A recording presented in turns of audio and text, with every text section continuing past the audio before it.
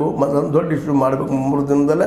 ಮತ್ತು ಇದರ ಲಾಭ ಬರೋಕ್ಕೆ BJP ಅಷ್ಟೇ ತೆಗೆದುಕೋಬಾರ್ದು, ನಾವು ಅದರೆಲ್ಲ ಕೈ ಆಡಿಸ್ಬೇಕು ಅನ್ನುವಂಥ ಮಾತು. 75% ರಿಸರ್ವೇಷನ್ ಕೊಡ್ತೀವಪ್ಪ ಮಾಡಬೇಕು ಅನ್ನೋ ನಿರ್ಧಾರ ತೆಗೆದುಕೊಂಡಿದ್ದರಿಂದಾಗೆ BJP ಸಹ ಇದಕ್ಕಿಂತ ಹೆಚ್ಚಿಗೆ ಹೇಳಬೇಕು, ಅದಕ್ಕಿಂತ ಕಡಿಮೆ ಹೇಳೋ ಪರಿಸ್ಥಿತಿಗಳಿಗಿಲ್ಲ.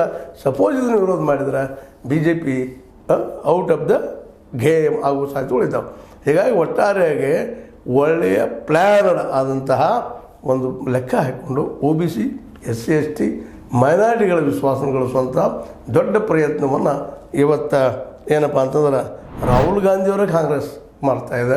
ಮೋಸ್ಟ್ಲಿ ಅದರಲ್ಲಿ ಯಶಸ್ವಿ ಆಗುವ ಎಲ್ಲ ಲಕ್ಷಣಗಳು ಕಾಣ್ತಾ ಇದ್ದಾವೆ. ಅದ್ರ ಭವಿಷ್ಯ ಯಾರು ಬಲ್ಲರು. ಆದರೆ ಇಡುತ್ತಿರುವಂಥ ಹೆಜ್ಜೆಗಳು ಮಾತ್ರ ನಿಶ್ಚಿತವಾಗಿಯೂ ಕಾಂಗ್ರೆಸ್ಸಿಗೆ ಬಲ ತುಂಬುವುದರಲ್ಲಿ ಎರಡು ಮಾತಿಲ್ಲ. ಇದರಿಂದಾಗಿ ಸಹಜವಾಗಿ ಪ್ರೆಷರೈಸೇಷನ್ ಯಾರ ಮೇಲಪ್ಪ ಅಂತಂದ್ರೆ ಇದರೆಲ್ಲ ಘಟನೆಯಿಂದ ಮೋದಿಯವ್ರ ಮೇಲೆ ಆಗ್ತಾಯಿದೆ. ಮೋದಿಯವರು ಈಗಾಗಲೇ 11 ವರ್ಷಗಳ ಆಡಳಿತ ಮಾಡಿ ಭಾಳಷ್ಟು ಕ್ಷೇತ್ರಗಳಲ್ಲಿ ಸೋಲನ್ನು ಅನುಭವಿಸಿದ್ದಾರೆ. ಈ ಸಂದರ್ಭದಲ್ಲೇ ಇವರು ಏನು ದಾಳಿ ಮಾಡ್ತಾರೆ ಕಾಂಗ್ರೆಸ್ಸಿಗರು, ಅದು ಒಂದು ಸ್ವಲ್ಪ BJPಗೆ ಹೆವಿ ಆಗೋದ್ರಲ್ಲಿ ಎರಡು ಮಾತಿಲ್ಲ.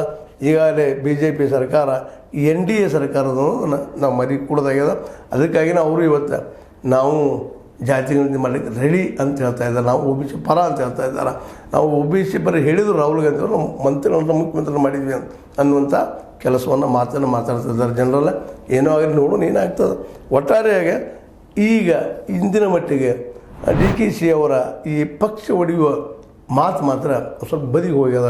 ಇದರಿಂದಾಗಿ ಮುಂದೇನು ಅನ್ನುವಂಥ ಒಂದು ಆತಂಕ ಕಾಂಗ್ರೆಸ್ಸಿಗಿಲ್ಲ ಅನ್ನುವಂಥ ಮಾತನ್ನ ಹೇಳ್ತಾ, ಇದು ನಿಮಗೆ ಲೈಕ್ ಆಗಿರ್ಬೋದು. ಲೈಕ್ ಮಾಡಿ, ಶೇರ್ ಮಾಡಿ, ಕಮೆಂಟ್ ಮಾಡಿ, ಜೊತೆಗೆ ಸಬ್ಸ್ಕ್ರೈಬ್ ಮಾಡಿ ನಿಲ್ಲಿಸಬೇಡ್ರಿ.